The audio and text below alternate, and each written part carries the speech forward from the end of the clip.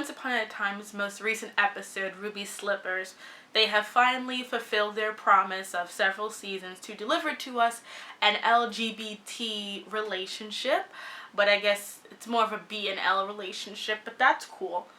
And overall, the response to it has been positive. And I am not coming here to necessarily shit upon the relationship or the people who have gotten something out of their relationship.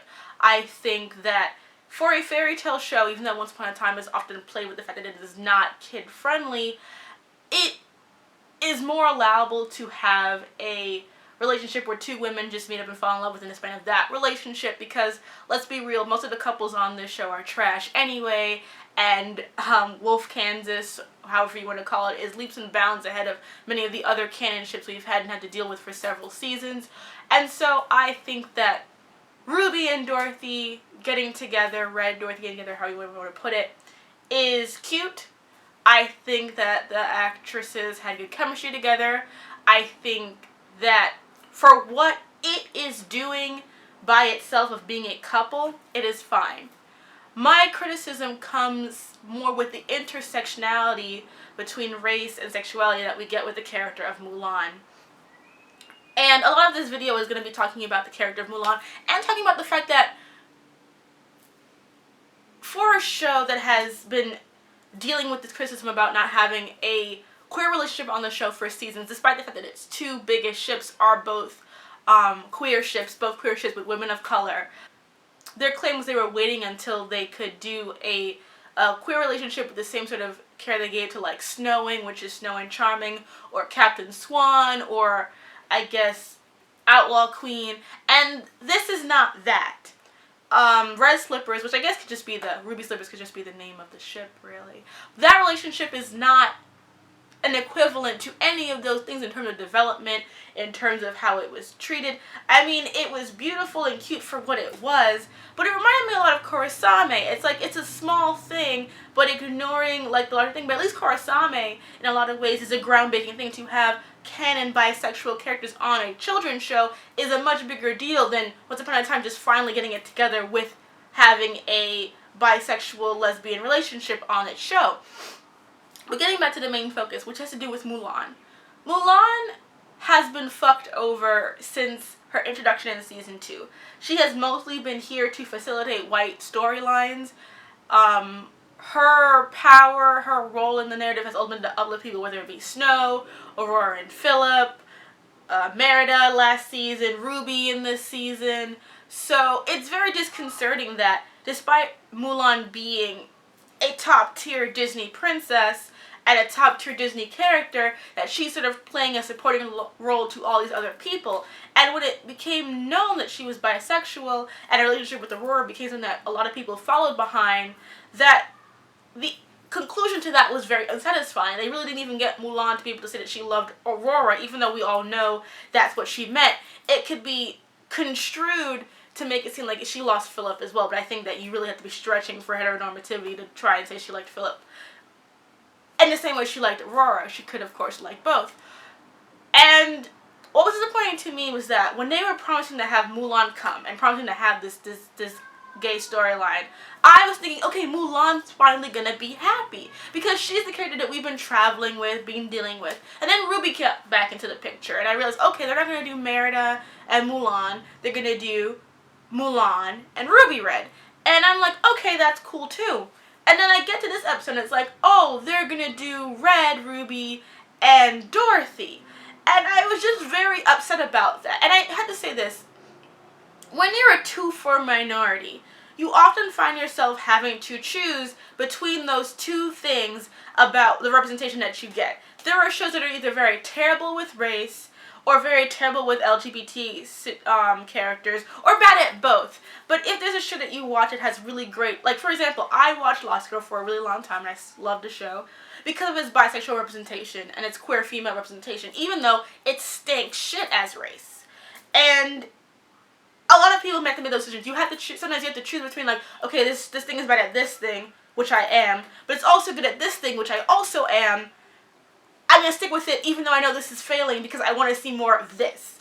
And that's how I feel about the situation in Once Upon a Time. It's like, I'm very happy to have bisexual lesbians being happy and being good, but why does Mulan, as an Asian woman who's also bisexual, also deserves to be happy, constantly being screwed over by this show in order to uplift white people's happiness? And I cannot be happy about one thing without critiquing the other. I cannot just say, oh, it's great to have, you know, this gay relationship between Ruby and Dorothy, and ignore how Mulan is being screwed in her own narrative. And not to be upset about the fact that, like, the two biggest girl relationships on Once Upon a Time that fans loved is Swan Queen, which is between a Latina character and a white character, and Sleeping Warrior, which is between a white woman and an Asian woman. So how they feel that two white women is, like, the one to go to, just, it confounds me, because it just means you're ignoring Mulan constantly. Like, when is Mulan going to get her relationship? When is she going to get her happiness?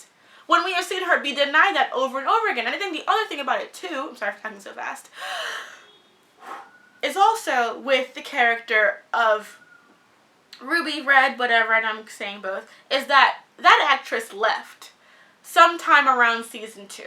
Season 3, I believe, is when she was really gone. And she hasn't been back until this season, when the whole thing happened with Merida in the first part of the arc with Camelot and all that bullshit.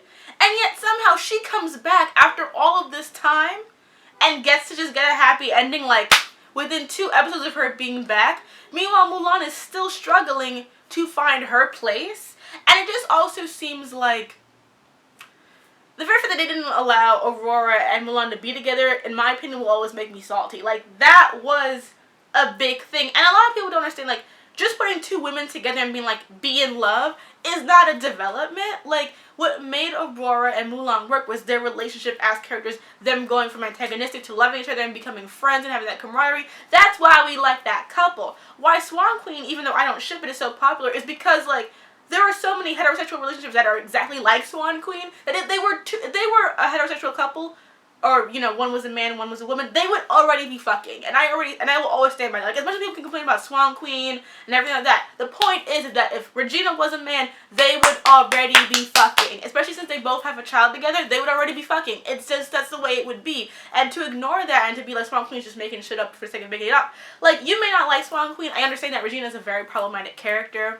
I love her, but yeah, she's a very problematic character. A lot of her flaws and her evil stuff has been kind of put under the rug because she's such a popular character, and the actress is, like, one of the few actresses who actually carry the show. So yes, Regina and a lot of her flaws, which are very, very, very, very problematic, are often washed over. And so people who really like Emma don't want Regina with Emma because of all those issues, especially because of, like, the Graham rape and the Graham murder, and just her murdering in general, just being kind of like, well, she was sad, and it's like, that's not an excuse.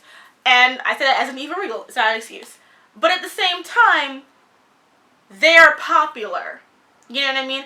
And same thing with Sailor Moon. They're popular, and they involve women of color. So in axing them out of this, just, it bothers me. And I also think it's an easier choice to make 2 characters who we barely know. Well, in the case of Dorothy, someone that we barely know. And, like, also making Dorothy the gay character, like, of course you would. Because, you know, Wizard of Oz has had a long history within the gay community, both with the movie, both with the fact that the character of Ozma is considered to be, like, a trans character.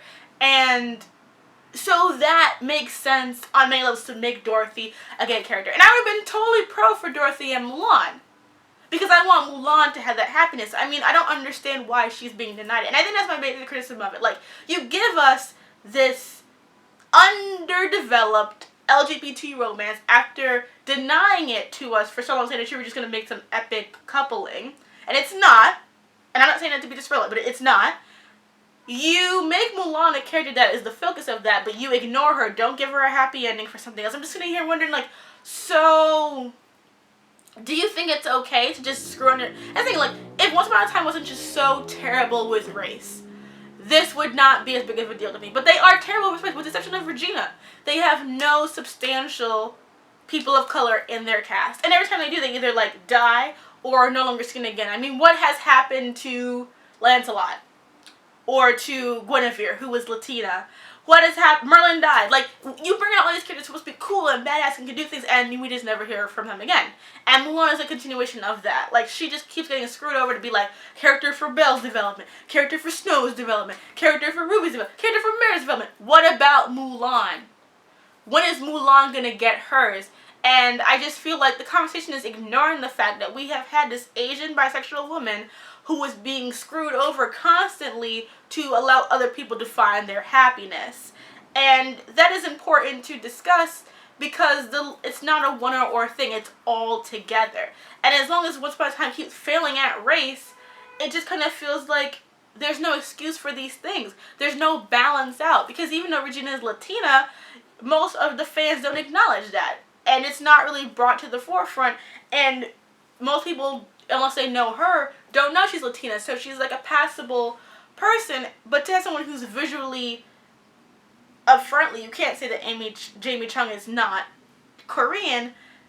There's no barrier there. And I think that it's important to have people of all mixes, but to have people who look their ethnicity 100,000% be shown to be happy. And I'm also just dissatisfied with a lot of the relationships in Once Upon a Time in general. I mean, like, I at first thought I could enjoy Outlaw Queen, and I was at first, but I'm just like, this is hella boring. And I don't understand why Regina is with this wet bucket of a man. It's very bothersome to me, like, and I think that's the thing about, too, like, all of the women on the show are so much better than the men they are put with, that it should just really be this polyamorous, like, Themyscira, like, role, because most of the men on this show, with the exception of Rumpelstiltskin, who I don't like, but is a good character, so that he's, you know, compelling and all that shit, all of them suck, and they should just go. Like, Captain Hook, Robin Hood, Prince Charming, just get rid of them. The dwarfs can stay because they're great, and just have all the women just be badasses by themselves, because these dudes are just holding y'all back hardcore. So, while in conclusion, I guess, while I am happy that we have made a little bit of progress with Once Upon a Time, I think that we should not be giving them so much praise, because what they promised us is not what they delivered to us. They gave us like a sliver of what they said that they were going to do, and we should tell them that, like, this is nice, but A, what about Mulan? And B, where is this arc that you promised us? Where is our gay Captain Swan? It has been going on since, like, from season 2, when Mulan was introduced, at the same time that Hook was introduced, and look at their trajectories. Look at where they have gone, where their relationships have gone with their respective people. Why does one person get that and the other doesn't?